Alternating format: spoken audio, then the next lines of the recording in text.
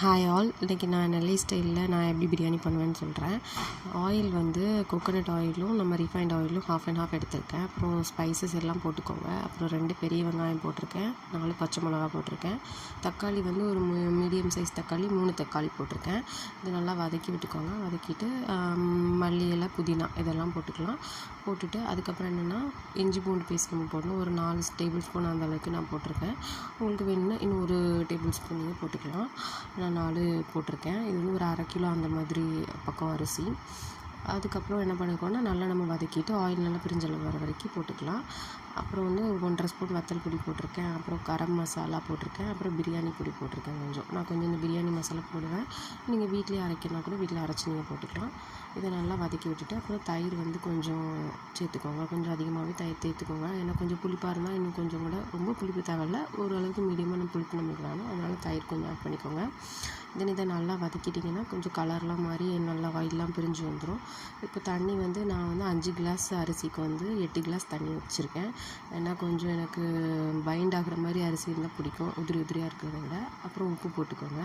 Chicken ஏன் ஃபஸ்ட்டே போடல அப்படின்னா, சிக்கன் ஃபஸ்ட்டே போட்டால் சில பீசஸ்லாம் உடஞ்சிரும்.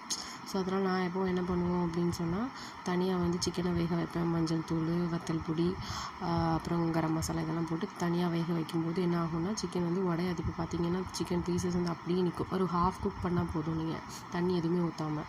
ஸோ இப்போ அப்படியே இருக்கும். நீங்கள் வந்து அட் லாஸ்ட் வந்து பிரியாணி தம் உடைச்சி நீங்கள் சர்வ் பண்ணுற வரைக்கும் இந்த சிக்கன் பீஸ் உடையவே செய்யாது. ஸோ இந்த மாதிரி ட்ரை பண்ணி பாருங்கள், ரொம்பவே நல்லாயிருக்கும். ஸோ பார்த்தீங்கன்னா தெரியும், அந்த அளவுக்கு சூப்பராக இருக்கும். ஃபஸ்ட்டே நம்ம போட்டு வதக்கி தம் போடும்போது மேக்ஸிமமான பீசஸ்லாம் உடஞ்சிரும். எனக்கு தெரிஞ்சு நான் அப்படி தான் பண்ணியிருக்கேன்.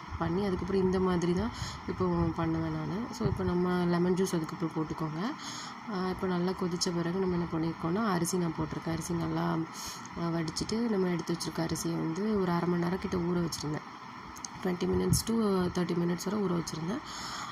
அதுக்கப்புறம் அதெல்லாம் ஆட் பண்ணிவிட்டு நல்லா ஒரு மிக்ஸ் கொடுத்துக்கோங்க. பார்த்தீங்கன்னா எப்படி இருக்குன்னு தெரியும். உங்களுக்கு பீஸ் எதுவுமே உடஞ்சிருக்காது, நல்லாயிருக்கும், பார்க்குறதுக்கும் நல்லாயிருக்கும், பிரியாணி மிக்ஸ் பண்ணுறதுக்குமே ரொம்ப நல்லாயிருக்கும். இப்போ வந்து தம் போட்டுடலாம்.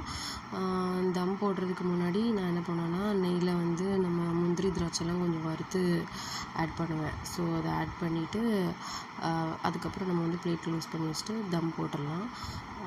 இப்போது வந்து லாஸ்ட்டாக நான் முந்திரி திராட்சைலாம் போட்டால் ரொம்ப நல்லாயிருக்கும். அது போட்டால் வந்து இப்போ யாரும் பெருசாக போடுறதில்ல, பட் நான் போட்டு பண்ணும்போது ரொம்ப சூப்பராக இருக்கும். நீங்களும் ட்ரை பண்ணி பாருங்கள். பார்த்தீங்கன்னா இந்த மாதிரி தான் இருக்கும். இதுக்கு பெஸ்ட்டு இன்னொன்று என்னென்னா, ஜீரக சம்பா அரிசி யூஸ் பண்ணிங்கன்னா ரொம்பவே சூப்பராக வரும். நாங்கள் வந்து மேக்ஸிமம் ஜீரக சம்பா அரிசி தான் யூஸ் பண்ணுவோம். இப்போது ஜீரக சம்பா இல்லை, அதனால் இந்த டைம் அரிசி யூஸ் பண்ணியிருக்கேன். நீங்களும் வீட்டில் செஞ்சு பாருங்கள். ஜீரக சம்பா அரிசியில் பண்ணுங்கள்.